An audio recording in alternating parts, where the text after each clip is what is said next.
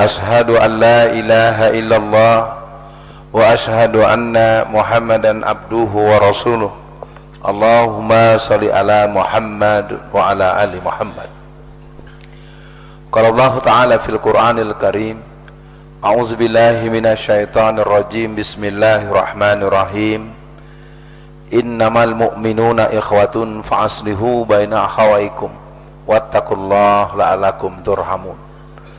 Qala Rasulullah sallallahu alaihi wasallam, rahimallahu man hafiza lisanahu wa arafa zamanahu wastaqamat tariqatuhu.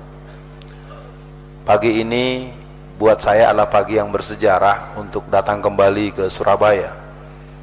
Keaktifan saya dalam gerakan melawan kebangkitan PKI adalah di awal dari gerakan di Surabaya sejak tahun 90-an akhir. Kedatangan saya sebetulnya tidak tercantum dalam agenda yang tersusun cukup padat 2 bulan ini, tapi karena di sini ada guru saya, sahabat saya, teman, dan juga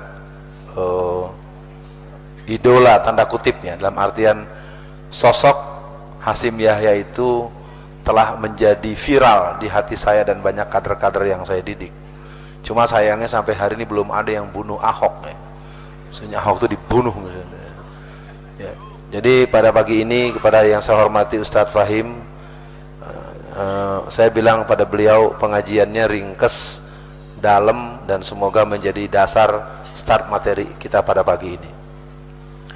Kepada semua, beberapa teman-teman dari Pasuruan, teman-teman Gresik, dan hari ini saya akan bicara soal PKI agak dalam nanti di PDM Muhammadiyah Surabaya, dan tablik akbar nanti malam di Lamongan mungkin akan lebih luas. Kalau hari ini saya coba mengajak jamaah menyadari dulu, ini makhluk yang satu ini terlalu jauh.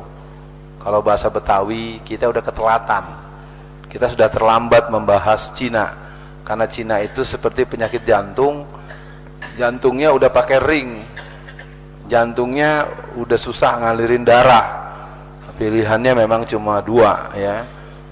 Pertama, Allah menyembuhkan secara total, tidak ada yang bisa bantah. Dan yang kedua, mungkin harus ada dokter yang ahli operasi jantung yang memang keahliannya diberikan anugerah yang hebat oleh Allah Subhanahu wa taala. Perbincangan kita pada pagi ini sebetulnya membuat saya agak kurang paling tidak ya harus saya coba sampaikan. Memang ini dilema. Penyampaian materi ini bisa berarti semangat, bisa juga membuat kita jadi pesimis. Kenapa? Karena keadaannya kita sudah terlambat. Makanya pilihan ini biasanya menjadi penting kalau kita nanti melihat bahwa gerakan Cina ini, kalau boleh saya awali misalnya. Secara nasional, Cina sudah menguasai 72 sampai 74% sertifikat tanah yang menjadi resmi di atas tangan mereka dengan menggunakan akses BPN, Badan Pertanahan Nasional. Di Jakarta, dalam catatan yang saya tahu, Jakarta itu sudah 87% sertifikat tanah muslim itu di tangan Cina Kristen. Jadi benteng perjuangan kita besok tinggal tanggal 19 April untuk membuat negeri ini menjadi Indo-Cina Raya atau tetap Indonesia. Orang bilang ini berlebihan, orang bilang ini terlalu mendramatisir. Tidak. Ahok ini adalah contoh yang paling lengkap dengan logo Palu Arit, logo salib, dan bintang David. Ya, fenomena Basuki tidak bercahaya purnama itu, ini merupakan fenomena yang sangat perlu dibaca dengan baik. Kita tidak tahu kelakuan mereka karena di branding terus oleh televisi. Semua stasiun TV, baik Metro TV maupun Kompas TV, itu 2 tipu-tipu itu selalu membuat Ahok seperti seorang malaikat, ya, malaikat yang baik, orang yang mulia, orang yang suci, padahal dia penuh dengan sebuah kerja-kerja yang mengerikan. Nah, kita coba batasi dulu supaya nanti materi ini bisa berkembang. Kita mencoba menengok bagaimana kelakuan orang-orang Cina dari awal. Jamaah perlu tahu, Cina dari awal itu adalah sebagai kuli. Di zaman-zaman penjajahan Belanda, Cina itu diperankan sebagai kuli. Tetapi kuli ini kemudian naik pangkat. ketika orang-orang Belanda ingin bermain cantik dalam menjajah Indonesia, maka mereka memerankan orang-orang Cina sebagai mediator, ya, sehingga akhirnya mereka membuat kita kaum muslimin, ya, menjadi masyarakat yang menjadi budak di negerinya sendiri. Dan ternyata terjadi di mana-mana. Kalau jalur Jawa Tengah, Jawa Timur saya agak sulit menyebut dengan spontan, tapi Jawa Barat, Banten, Jakarta saya sebut satu, kasus Cianjur. Di Cianjur itu ada Lembah Karmel. Lembah Karmel itu pusat pendidikan para pendeta. Tahun 67 orang-orang Kristen itu membeli kurang lebih 20 hektar tanah. Sekarang tanah di sana sudah di atas 1000 hektar mereka kuasai. Masyarakat banyak yang bertani, yang berkebun, yang bertambak, dan bekerja secara pelayanan pengelolaan tanah, dan mereka menjadi buruh harian, menjadi pekerja harian yang digaji harian di tanah bekas tanah mereka. Jadi saya tidak bisa bicara lebih jauh kecuali memang membuat saya, ya Allah. 2 bulan lalu saya diminta mengisi daurah syiasah di Malang. Ada pengalaman yang perlu saya sampaikan di sini. Di Malang itu, di sekitar Kota Batu, Kabupaten Batu, Kota Malang, itu tanah-tanah masyarakat secara cepat sudah mulai habis. Di sekitar Kota Batu itu harga tanah 1 meter itu 3 juta rupiah per meternya untuk beberapa pinggiran dan pusat-pusat kota yang agak ke dalam sedikit. Nah, kawan-kawan yang mengerti persoalan tidak mau menggaransi atau mendisposisi dijualnya tanah itu. Ada kejadian seorang masyarakat yang punya tanah cukup luas, sekitar 10 sampai 20 hektar. Cukup luas lah kalau dia punya tanah seluas itu. Harga tanah yang cuma 3 juta rupiah itu dia ditawar oleh orang Cina, dia melepas dengan harga 30 juta. Dengan harapan tanahnya tidak dibeli. Yang terjadi apa? Ternyata ketika disebut angka 30 juta, maka orang Cina bilang, saya beli semuanya. Jadi saya himbau buat para jamaah, ini permainan sedang gila-gilaan. Sebetulnya mereka tidak kuat, kecuali memang banyak pengkhianat. Tokoh-tokoh masyarakat dengan atas nama ulama, dengan atas nama ustadz, dengan atas nama pimpinan pondok pesantren, justru mereka yang sering menjadi para calo. Itu yang saya susah membahasakan. Baiklah, mudah-mudahan hari ini kita bisa secara sistematik memahami bagaimana gerakan mereka sebenarnya kalau tidak dijawab. Tadi kalimat Ustadz Fahim itu betul, kekuasaan. Jadi akhirnya orang-orang Cina itu menjadi mediator. Orang-orang Cina ini kemudian dia pada ujungnya dia punya pasukan yang namanya Po Antui. Pasukan Po Antui ini pasukan Cina bersenjata, laskar Cina bersenjata. Di antara tugas mereka adalah membunuh ulama, membunuh habaib, dan membunuh tokoh-tokoh Islam. Tapi kemudian di awal 2015 patung Po Antui itu diabadikan dengan sangat megah di Taman Mini Indonesia Indah oleh orang yang bernama Cahyo Kumolo yang Cina itu. Ya, jadi biar tahu banyak orang Cina yang tampangnya Cina, ada Cina yang tampangnya bukan Cina. Misalnya siapa? Victor Laskodat. Kalau ada yang suka lihat di televisi, ketua fraksi partai Nasdem itu Cina asli. Ya, jadi kita nih sulit, termasuk perdebatan dengan orang yang bernama Jokowi. Jokowi ini seorang Jawa asli atau Cina asli? Itu perdebatan cukup panjang. Nah, bukunya ada di buku Jokowi Undercover yang ditulis oleh Bambang Tri. Nah, itu memang menjadi perdebatan dan saya tidak masuk di wilayah itu, nanti jadi dibilang makar lagi ya.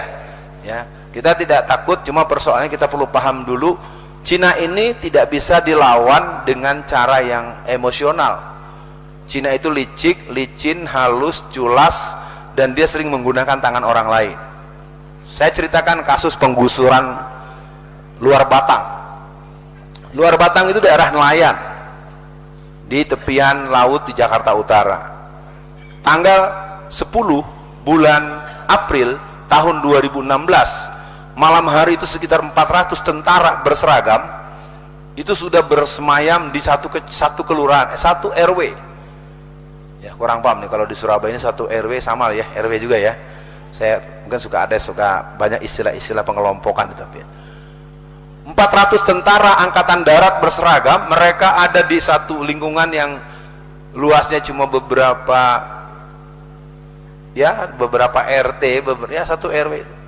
Saya coba tanya jamaah dengan spontan, kalau ada lingkungan satu RW yang luasnya diisi hanya kurang lebih 1000 sampai 1500 KK, ada 400 tentara datang sejak semalam jam 10 malam dan mereka berkeliaran di lingkungan itu, masyarakatnya gembira apa resah?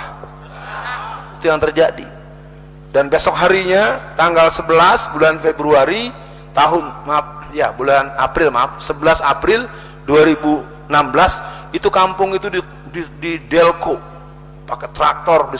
Dan kalau boleh saya cerita, banyak ibu-ibu yang sedang sholat duha di musola itu ditendang oleh tentara itu, diseret, dibanting, dibuang ke jalan raya. Saya tidak ingin memberikan pemanasan yang terlalu tajam terhadap kelakuan tentara. Memang itu karena dibayar oleh orang Cina. Maka saya cari, karena saya dianggap adalah tenaga ahli dan pakar di bidang PKI, maka saya datangi beberapa jenderal-jenderal aktif yang punya jabatan strategis. Saya tidak sebut nama orang dan kantornya, saya datangi beliau. Saya marah, saya bilang, "Jenderal, ini PKI-nya bangkit kok dibawa anak-anak seperti PKI." Rupanya beliau tahu, "Ya Ustadz, karena memang di bawah ini kami ini menjadi orang yang serba salah. Sudah sulit keuangan, sulit bisnis, sulit bergerak, dan sulit untuk memerankan diri.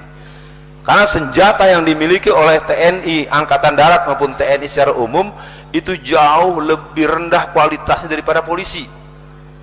Polisi hari ini punya senjata-senjata organik yang sangat modern.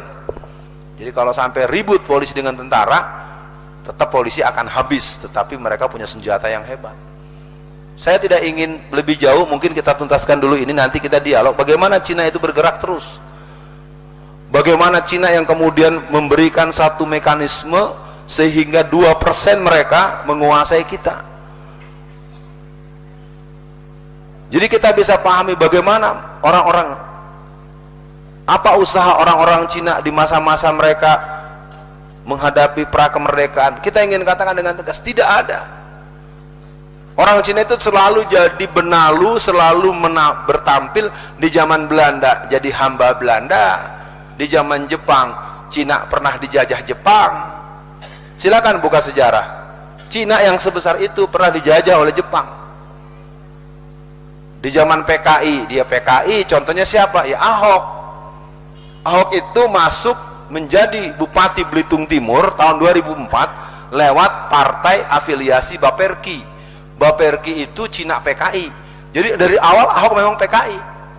Jadi ketika dia menggusur kampung pulau di Jakarta Timur, 1.300 warga digusur, apa kata Ahok?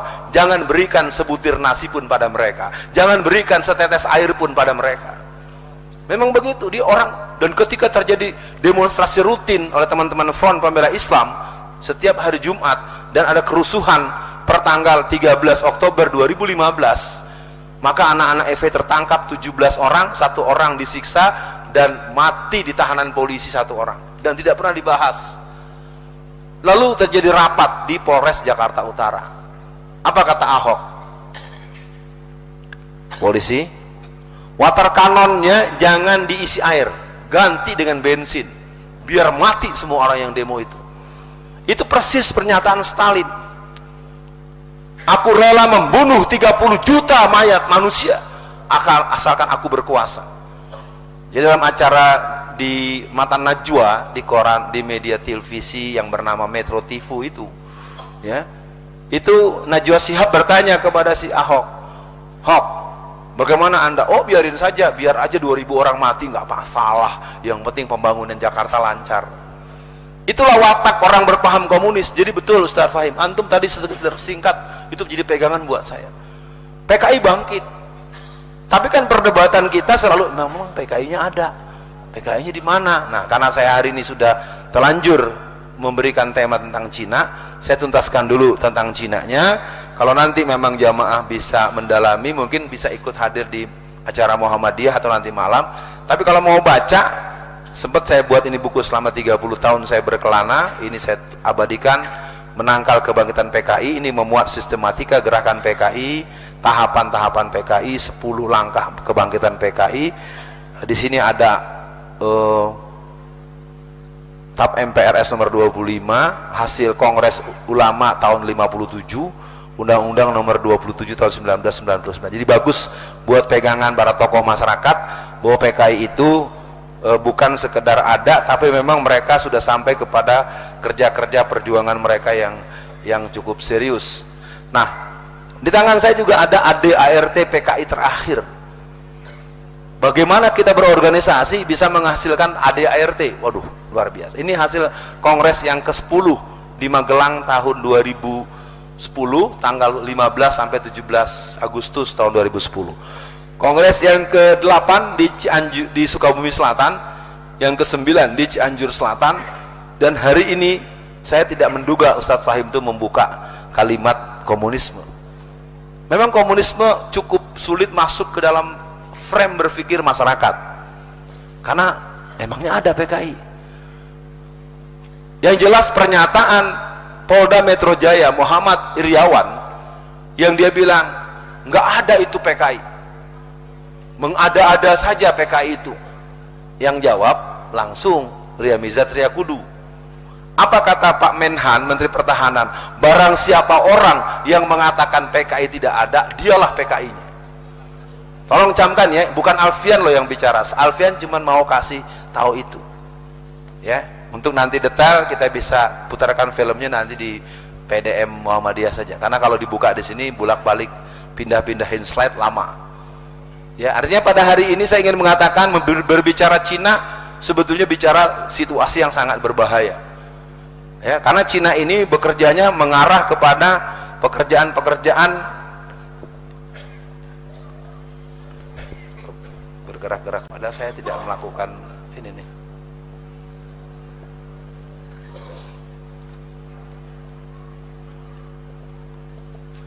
Nah, baik buat yang semua, paling tidak saya sudah memberikan pengantar yang tegas bahwa merebut kemerdekaan itu adalah pekerjaan kaum pribumi, bukan orang Kristen. Wah Ustadz, kita jadi egois? Tidak egois, karena dulu orang menjadi pekerja yang jabatannya enak, gajinya besar, mesti masuk Kristen dulu. Logikanya, tidak mungkin orang mengusir calon majikan. Bisa dipahami jamaah? Penting ini saya sampaikan supaya kita jangan, karena sering diperdebatkan apakah di DPR, apakah di kalangan pembicaraan di forum-forum nasional. Dulu orang mau jadi pegawai Belanda syaratnya masuk Kristen. Jadi kalau ada orang jadi pegawai, jabatannya tinggi, rumahnya besar, gajinya besar, lalu dia beragama Kristen, lalu dia bilang dia ikut berjuang kemerdekaan, bohong.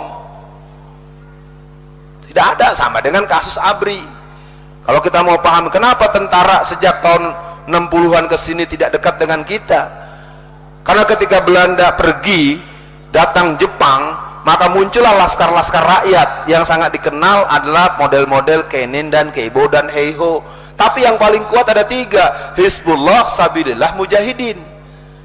Itulah satuan-satuan laskar bersenjata rakyat yang dimiliki di Indonesia.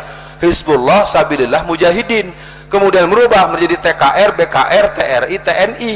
Pada tahun 1952 diadakan registrasi, sehingga tentara-tentara yang sekarang jadi tentara ini tidak tahu sejarah aslinya perjuangan tentara. Nah, mereka diseleksi dengan menggunakan bahasa Belanda. Makanya tentara kesini otaknya banyak yang sekuler. Jangan salahkan mereka, mereka perlu dilakukan membuka kembali kenapa jadi tentara. Itulah Sudirman. Jenderal Sudirman itu diketahui oleh banyak orang, pertama dia turun untuk menghadapi agresi Belanda, yang kedua dia mendapatkan perintah dari pengurus besar Muhammadiyah untuk total membackup itu. Sama dengan Bung Tomo. Kalau Bung Tomo sebagai eksekutor daripada resolusi jihad. Jadi kalau ada warga NU yang tidak mau berjihad menegakkan syariat Islam, itu berarti nyasar. Oh iya, itu kan hasil ulama-ulama tahun 1930-an. Perubahan-perubahan kemudian itu karena tadi tahun 63 mereka backup Nasakom, lagi-lagi komunis. Saya tidak ingin terlalu jauh, nanti ada yang tersinggung. Yang jelas pada hari ini kita bicara sejarah bahwa negara kita memang negara yang sudah hampir jebol karena Cina sekarang sudah jadi raja. Masyarakat kita lebih hafal lagu Mars Perindo ketimbang Indonesia Raya, karena hampir tiap menit, hampir tiap waktu lagu Mars Perindo itu dikumandangkan di televisi. Dan ini persiapan untuk merebut posisi presiden. Kalau Jakarta dianggap selesai, ya. Jadi para jamaah yang berbahagia, kita pada pagi ini mencoba untuk memahami bahwa memang gerakan mereka, kalau boleh dibilang, bukan gerakan mendadak. Mereka sudah lakukan ratusan tahun yang lalu. Mereka mulai pungkasi tahun 60-an. Mereka bersenyum manis tahun awal-awal masa-masa kejayaan Orde Baru. Ketika Pak Harto memberikan posisi penting mereka di Tapos. Bagaimana satu waktu Jenderal M. Yusuf menempeleng Lim Silyong, karena Lim Silyong itu datang hanya menggunakan kolor, ya bahasa Betawi itu celana pendek. M. Yusuf ini kan seorang Bugis, orang Sulawesi Selatan. Hei Cina, apa kau kurang ajar, nggak sopan? Pak, luar biasa. Tapi sekarang Cina yang sering nempeleng orang. Di Medan ada anak muda markirin spot, markir motor sembarangan, ditegur sama polisi. Bukan motornya yang dirapikan, tapi polisinya yang ditempeleng sama orang Cina. Ramadan 2016 di Medan juga ada hotel di sweeping kerjasama Satpol PP dengan Polwan, Polresta Medan. Jadi yang turun tuh Polwan, keluar yang punya hotel, dipukul sampai rontok itu giginya Polwan. Saya waktu itu saya share itu ke beberapa jenderal polisi, dia nggak ada yang reaksi. Jadi sekarang kalau Cina tuh seenaknya aja, ya. Satu hari di Cirebon ada keributan ibu-ibu dengan rombongan Cina, entah apa sebabnya bertengkar mulut. Lo orang pribumi, kalau enggak ada gue, lu enggak ada yang hidup, lu bakal mati. Lu hidup gala-gala orang Cina. Bayangin tuh. Jadi luar biasa orang Cina ini kalau dibahas banyak dari urusan lalu lintas. Di Jakarta ada kasus, kita semua juga di Surabaya mungkin ada jalan yang cuma satu jalur kan? Halo? Ada kan jalan yang cuma satu jalur kan? Bagaimana seorang Cina melawan arus dengan jalur yang cuma satu, menggunakan mobil? Bisa nggak Bapak bayangkan? Ini jalan katakanlah harusnya hanya ke sini saja, dia jalan melawan arus. Lalu ada seorang sosok masyarakat, dia mengambil handphonenya, direkam. Pak, salah jalan. Terserah gua, lo libut aja, lo pribumi. Saya foto nih Pak, saya film ini, rekam terus. Sedang debat, datang polisi. Saya tanya mantum, ini orang jalan udah salah nih lawan arus, di foto, direkam, datang polisi. Polisi wajarnya negur yang bawa mobil apa negur yang rekam? Ternyata yang dimarahi yang rekam. Hebat kan? Itulah Cina. Jadi Cina ini sekarang memang udah merasa, makanya mesti dipersiapkan. Kalau udah keterlaluan, didaftar saja Cina-Cina yang kurang ajar, dipotong palanya. Nggak ada lagi. Udah nggak bercanda, karena mereka punya program sebagaimana Ustadz bilang. Tapi pesannya tentu jangan sembrono. Ada kan tim intelijen khusus dicatat. Kalau bisa punya rekaman, dia menghina, dia sering sekali menghina. Di mana saya yakin, apakah di Surabaya, apakah di Jakarta, apakah di Medan, mesti kita tahu adanya preman, jagoan, carok. Tapi kalau ketemu kiai, pasti Pak Yai kemana? Bayangkan Kiai Haji Ma'ruf Amin ditunjuk-tunjuk mukanya sama si Ahok. Ini luar biasa. Ini hanya watak komunis aja yang berani menghujat ulama. Preman yang paling nakal, yang paling berandalan, yang paling beringas, yang paling kejam, kalau berjumpa dengan seorang ulama masih tetap, dari mana Pak Haji? Kalau dari Sunda badai ka mana? Begitu. Jadi memang sekedar diketahui bahwa gerakan ini harus dibaca dengan mendalam, karena di kepolisian dari Kapolrinya sendiri mengatakan komunis itu tidak ada, dan dianggap komunis itu tidak ateis. Itu Itu catat, boleh direkam, boleh di-share kemana-mana. Jadi Kapolri sendiri mengatakan bahwa komunisme itu bukan ateis. Berarti kan dia nggak pernah belajar sejarah, nggak pernah memahami fakta sejarah, dan tidak memahami dasar-dasar komunisme secara mendalam. Walaupun dia doktor S3 dari Amerika.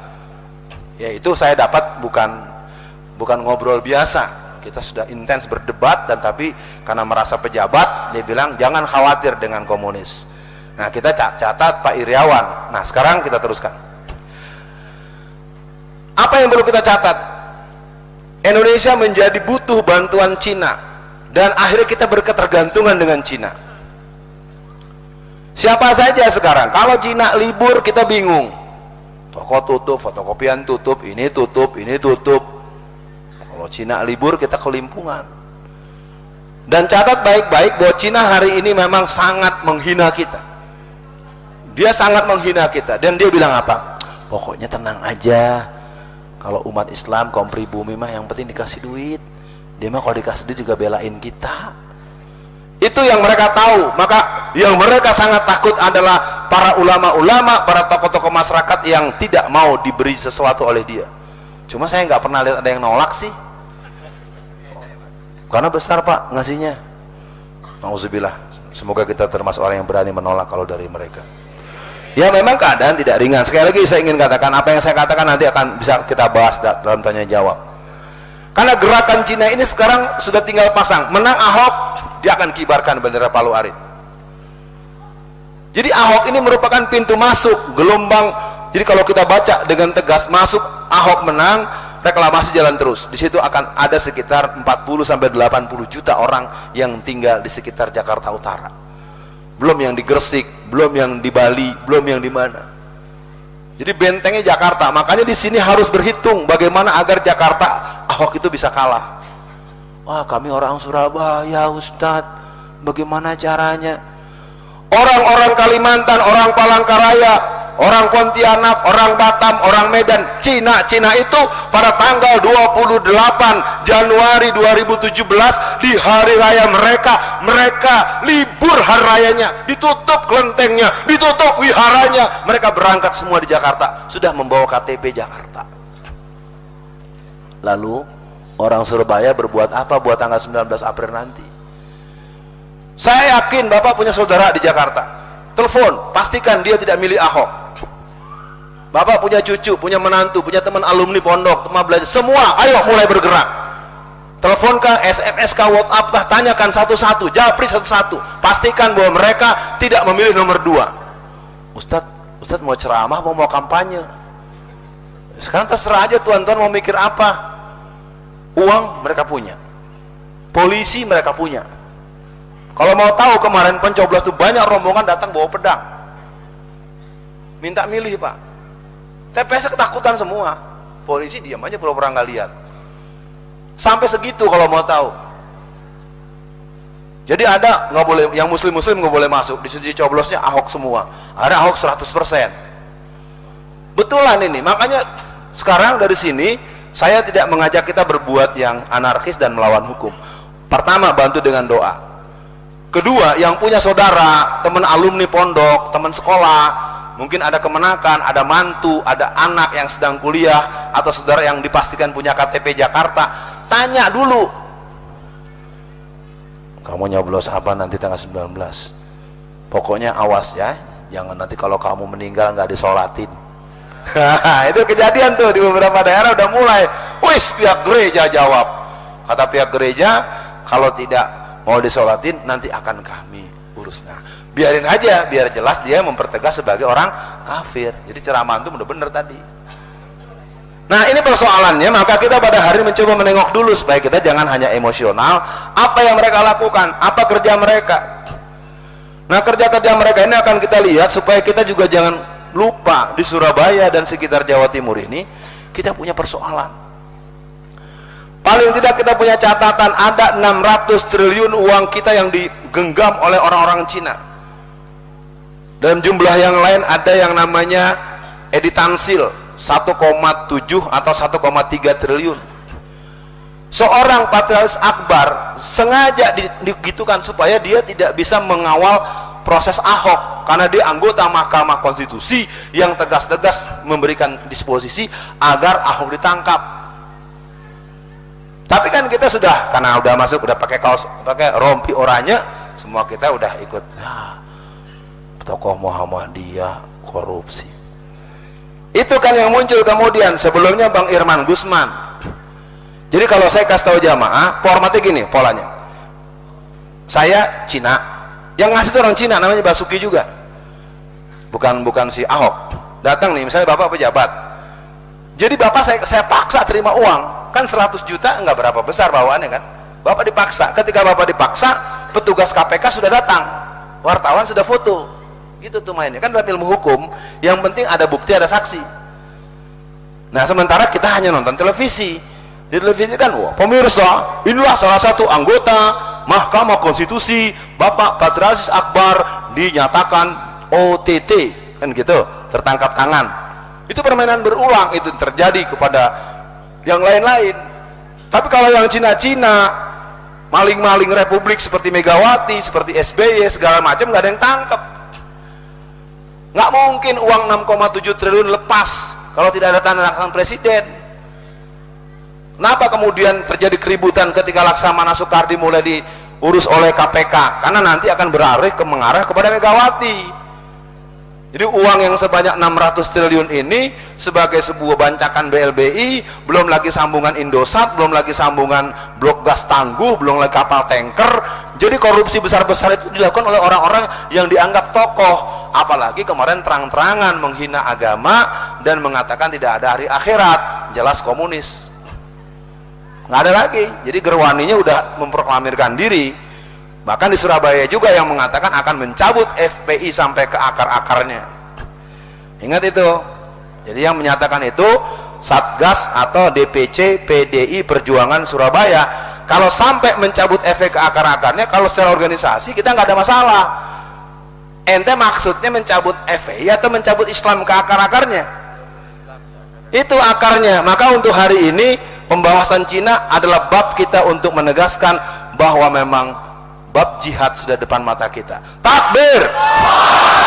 Jadi hari ini kita akan lihat bagaimana mereka bergerak, apa yang mereka lakukan. Pak Karno saja yang mungkin tidak terlalu kita lihat sebagai idola, bagaimana kata beliau? Lebih baik saya makan gaplek tapi merdeka daripada makan bistik tapi jadi budak Cina. Luar biasa.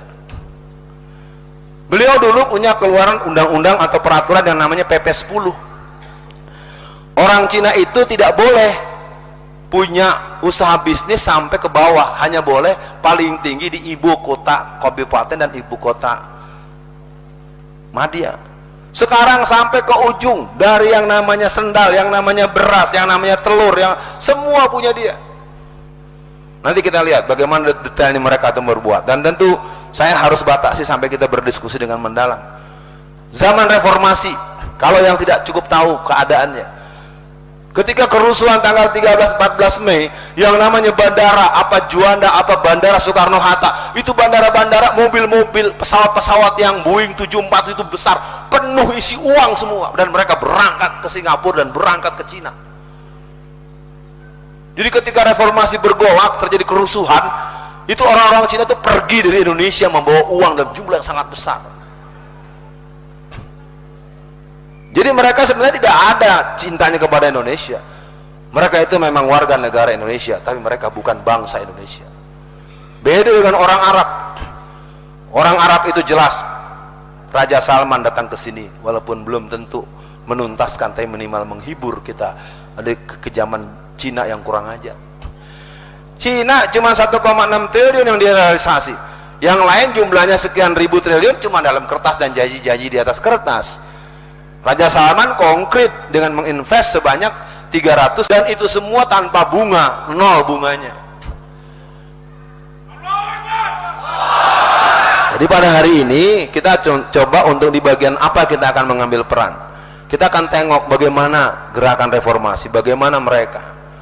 Jadi kelompok Cina memang sudah terlalu jauh.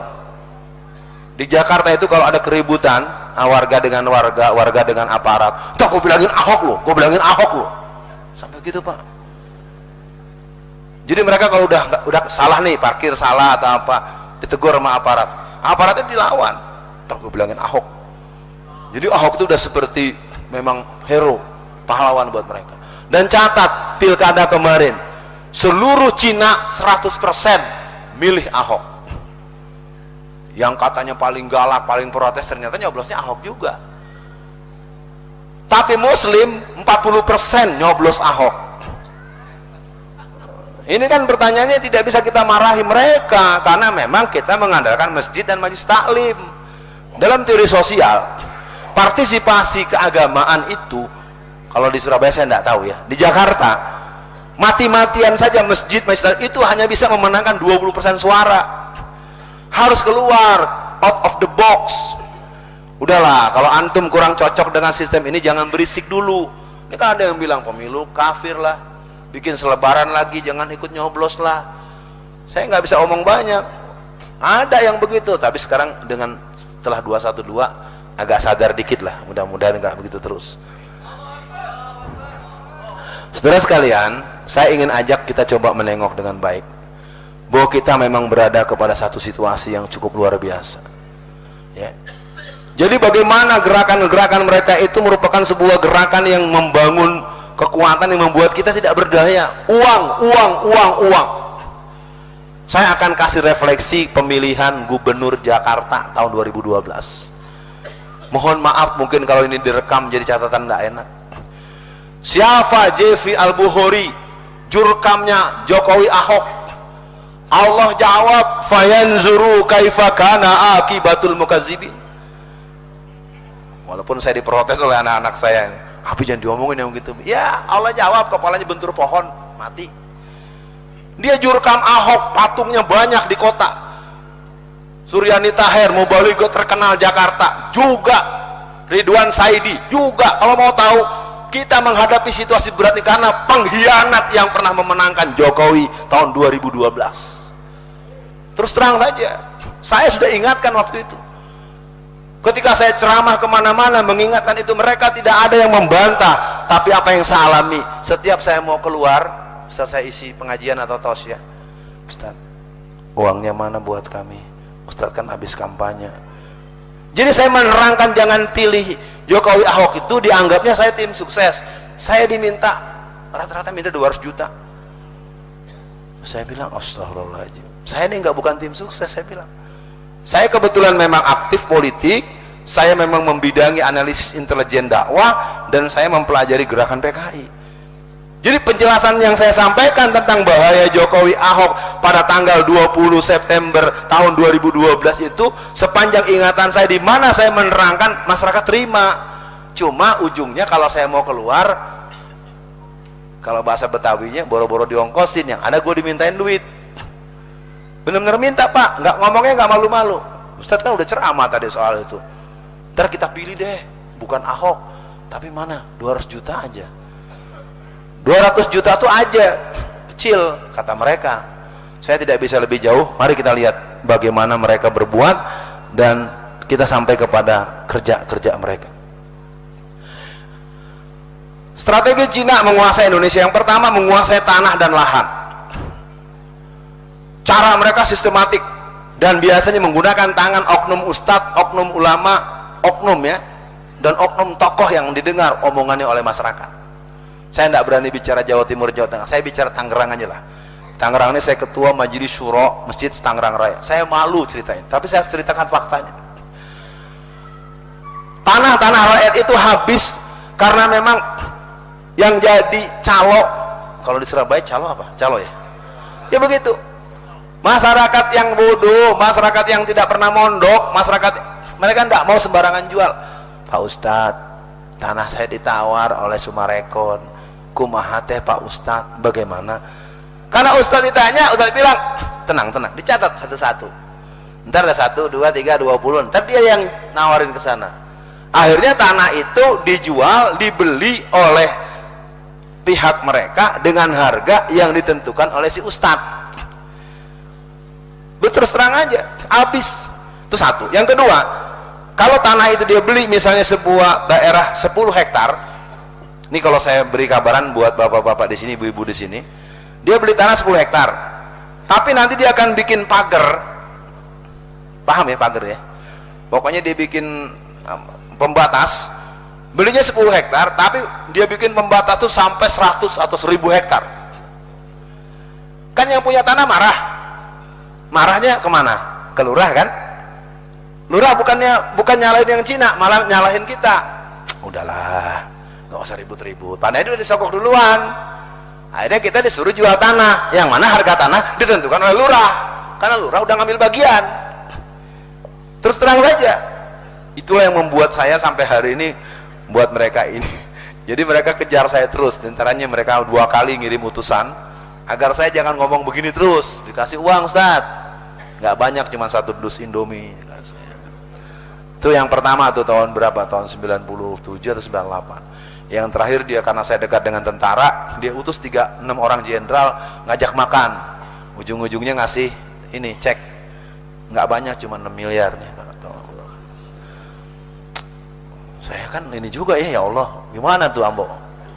6 miliar kan, ambil nggak nih ya, gitu ya. Insya Allah tidak. Nah persoalannya kan bukan di Alfian nggak penting. Kesimpulan saya secara logika, berarti tokoh yang lebih tinggi dari saya, ulama yang lebih makomnya dari saya, ulama yang lebih kondang dari Alfian, berarti sudah selesai. Saya nggak mau nyebut nama dan alamat. Jadi terus terang, hari ini kedikjayaan Cina, kebangkitan PKI, gerakan Kristen, gerakan revolusi Syiah, ini terakumulasi wallazina kafaru ba'duhum awliya'u ba'd. Dan kita punya posisi yang bukan itu yang Allah maksudkan, tetapi itu yang kejadian. Tahsabuhum jami'a wa qulubuhum satta. Nah keadaan ini perlu jadi perhatian kita, dan saya ingin coba melihatkan kepada para jamaah apa yang mereka lakukan. Menguasai tanah dan lahan pribumi. Mereka mendirikan bank. Dulu bank banyak. Ada bank karya, bank hasta, bank ana, bank anu. Dan itu alat untuk mencaplok uang. Itu kerjaan kaum Cina dulu. Sehingga ketika mereka bisa berhutang dari luar negeri banyak-banyaknya, terjadi ketidakseimbangan keuangan nasional, dan utang mereka harus dibayar oleh pemerintah. Begitu kalau mau tahu. Akhirnya sekarang kita babak belur, utang kita 7 turunan ke belakang itu tidak terbayar, ya yang sebenarnya yang berhutang orang-orang itu. Nah di poin berikutnya, yang ketiga ini saya sebutkan, menaikkan pajak. Saya mau laporkan satu hal yang menyedihkan, kasus pesantren.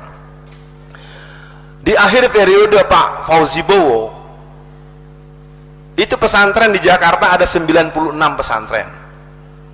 Jamaah tahu sekarang ada berapa?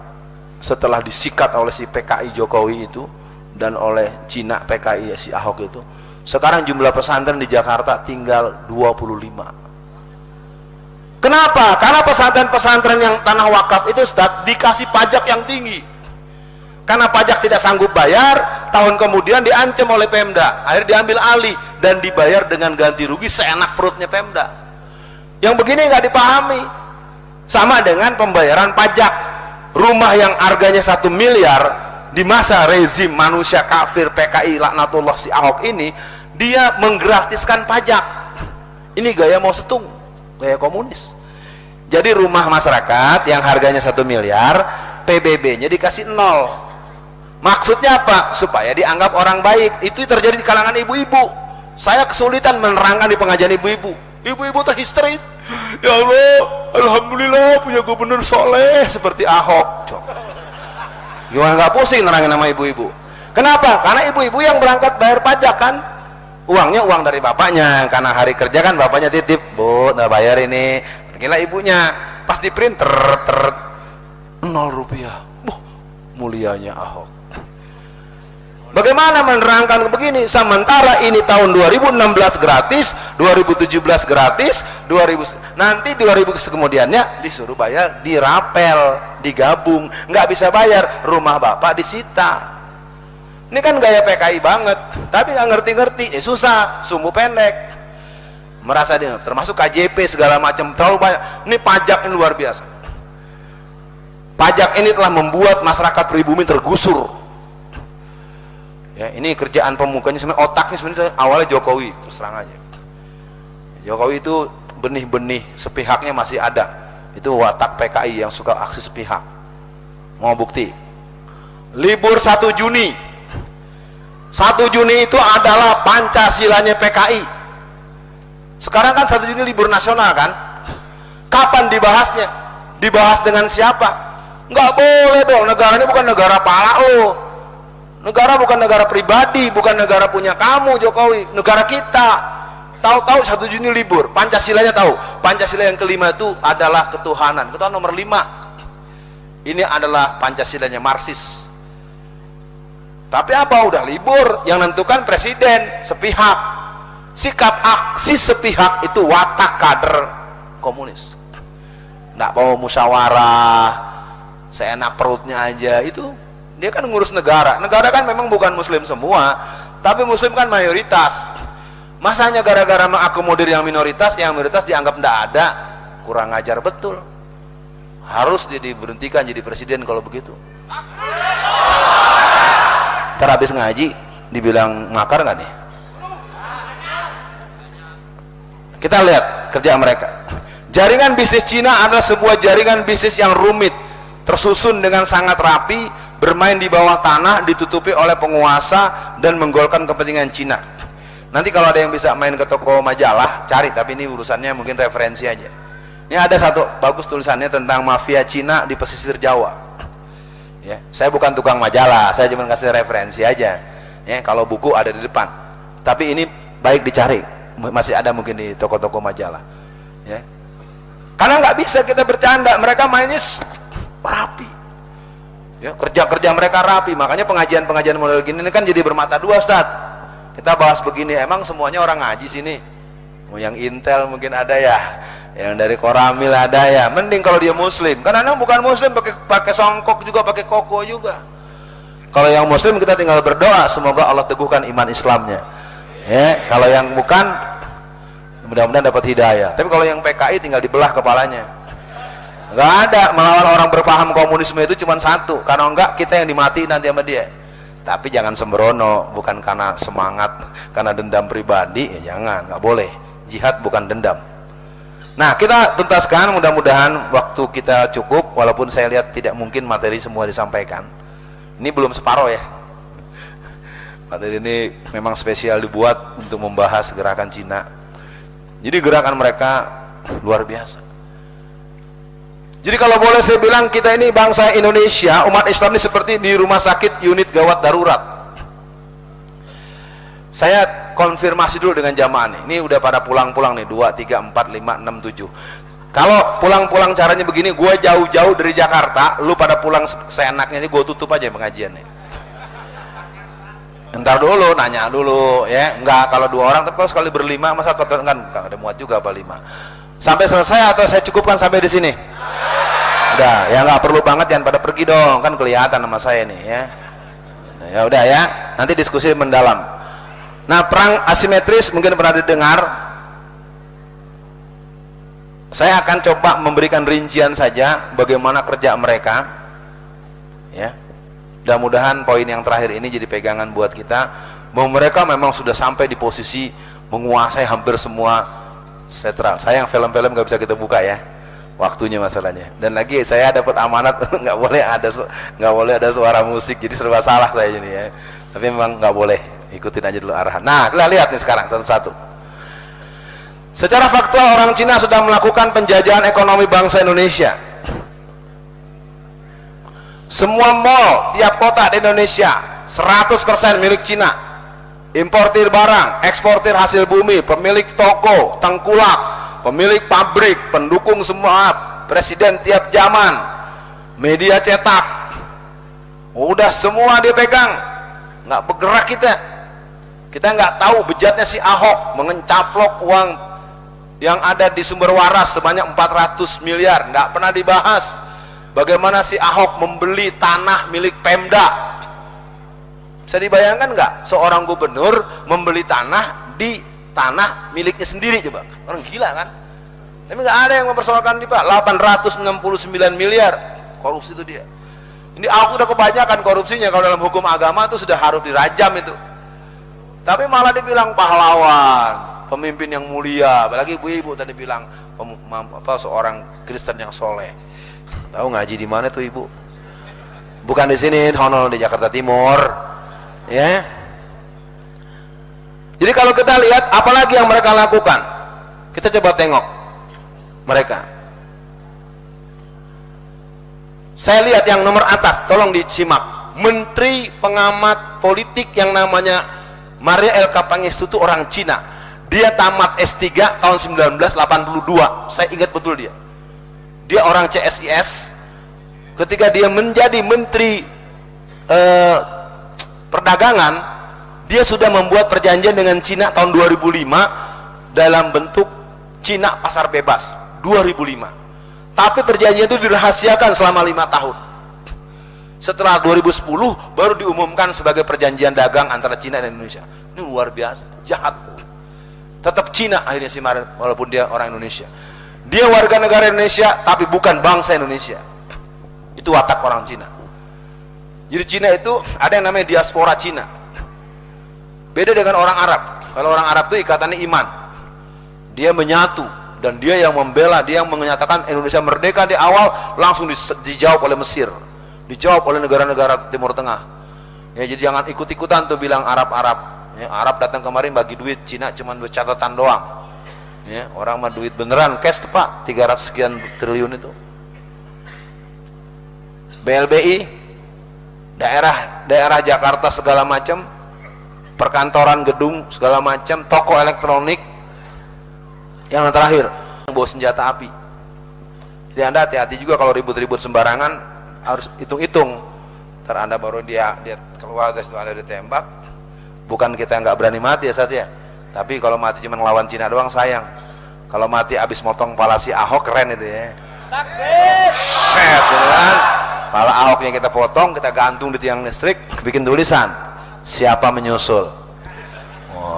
Baru keren kayak begitu. Saya yakin itu akan ada ceritanya, cuman persoalannya kan saya suka bilang masih ada nggak nih cloningnya Ustadz Hasim Yahya gitu ya, yang berani seperti itu. Takbir. Kalau tidak bentuk yang lain deh nanti ya. Saya juga lagi mikir-mikir saya kerja apa nih, jangan ngomong aja. Jadi kalau kita lihat lebih jauh lagi, mereka sudah di mana? Mereka punya pusat rekreasi, mereka punya pusat perbelanjaan. Saya tutup saja sampai di sini supaya ada dialog. Lipo Karawaci Tangerang. Per Desember 2016 itu keuntungannya 6,1 triliun. Yang belanja 98% muslim. Sejak tahun 2015 sampai 2016-17 dia punya dana 800 triliun untuk pengembangan lipo di seluruh Indonesia. Yang dijebol adalah Sumatera Barat. Dia ingin membuat yang namanya Siloam, ditolak oleh ulama-ulama Sumatera Barat. Tetapi Siloamnya nggak ada, yang ada Padang Landmark. Jadi ganti kulit, isinya sama aja. Maaf orang Padangnya ketipu juga itu. Ya. Duitnya besar. Jadi sekali lagi mereka menguasai hampir semua sektor. Jawabannya adalah memang harus kembali kita hidupkan kembali PP 10, atau kalau tidak yang paling dekat ini tanggal 19 April kita doakan dan kita dukung semampu kita, semoga Allah menangkan yang bukan Ahok. Cuman memang pembahasan jangan di forum terus karena nggak mempengaruhi suara. Dipelajari nih kemarin TPS mana nih, TPS mana, itu memang harus turun di lapangan. Tapi kalau memang nggak perlu ya menangkan aja Ahok, biar sekalian berasa dijajah kan. Karena kalau Ahok menang, saya kasih tahu ya program Ahok. Pertama, Ahok itu sudah punya agenda menghancurkan 90 masjid yang dianggap basis pergerakan Islam di Jakarta. Satu. Yang kedua, sekolah negeri SD, SMP, SMA hanya akan menerima murid-murid orang Kristen dan Cina. Tiga, pengangkatan PNS 100% Cina semua. Udah program dia. Ingat nggak dulu pernah terjadi lelang lurah yang muncul Lurah Susan di Lenteng Agung, Pak Ustadz? Saya ceritakan. Masyarakat protes. Ini kok lurah perempuan Kristen di daerah yang warganya 96% Muslim. Bapak tahu jawaban Ahok? Lo kalau bawel terus, kalau berisik terus, biarin ntar lurah Jakarta Kristen semua. Jadi si Ahok tuh nggak mau dianggap dia keliru, memang dia otaknya PKI, ya. Susahnya memang itu ngebunuh dia tuh belum ada yang nembus, bukan nggak ada yang kerja, lapisannya banyak, dari yang polisi, yang koramil, yang satpol pp, yang dukun beranak, dukun teluh, dukun macam-macam. Ini mesti diterobos nih memang, ya. Nah, kalau berani berbuat, kalau ditangkap jangan bilang Alfian yang nyuruh ya. Kenapa nih? Kata Ustadz Alfian suruh bunuh Ahok. Wah, kena semua ya. Kalau mau kerja kerja aja ya sendiri ya. Yang sampai terkena semua, ngembet Ustadz Alfian kena lagi. Kata Ustadz Fahim, wah, kena juga. Jangan, nggak boleh. Berani tangan mencencang, bahu memikul. Biarlah pecah di mulut, jangan pecah di perut, tidak pecah di mulut. Harus kuat begitu. Nah, ini perlu ada latihannya. Sampai di sini dulu. Ini baru 1/2 kurang dikit. Ya, atau lewat sedikit. Saya mohon maaf karena kita perlu dialog. Kalau bahas terus-terusan, kalau kuliah SKS-nya kebanyakan ya, ntar 4 SKS Anda belum mantep, udah pusing duluan, tutup dulu ya. Saya pikir lebih bagus dialog, dan saya minta keamanan agar bisa kerja dengan baik, supaya jangan habis nanya, habis maki-maki saya lalu pergi. Nggak boleh maki-maki Ustadz ya, karena kader-kader PKI punya kebiasaan begitu. Di forum-forum besar begini nanti diacung tangan, dia caci maki narasumber, habis itu dia pergi. Nah, yang begitu-begitu ya kita ajak gelut di luar aja ya, kalau mau berkelahi di luar saja. Saya pikir itu sementara. Bagaimana Bapak pemandu acara? Tentu nanti bagian yang hubungan dengan pedoman agama antum jawab nanti ya.